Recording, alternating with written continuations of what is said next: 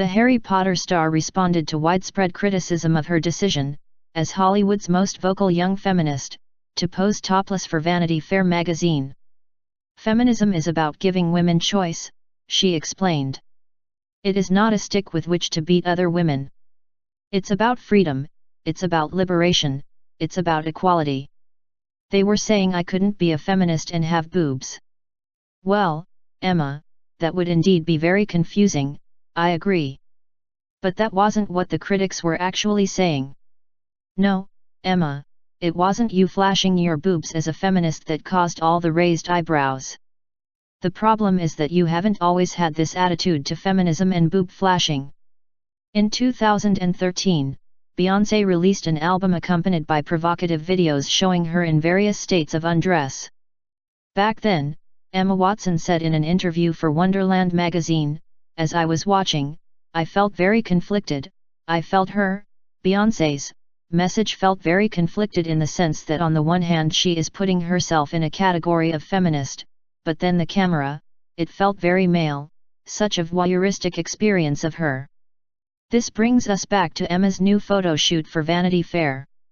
It was no accident that she chose to take off her clothes and parade topless under a skimpy white crocheted bolero jacket. She knew exactly what she was doing. After all, she's a woman who's been posing for magazine cover shoots since she was 14 years old.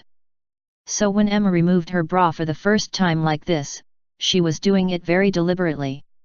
"It felt incredibly artistic," she said this week, "and I'm thrilled with how interesting and beautiful the photographs were." Of course she was, that's what all actresses say when they strip naked to promote themselves and their movies.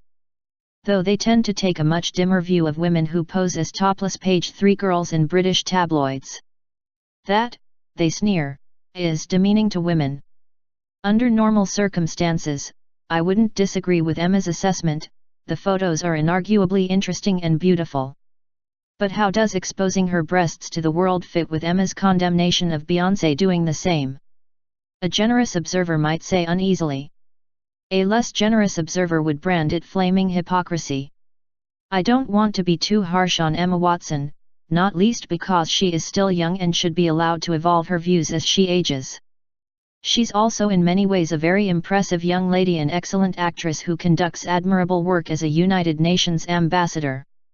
But by posing for this Vanity Fair photo, she exposed not just her breasts.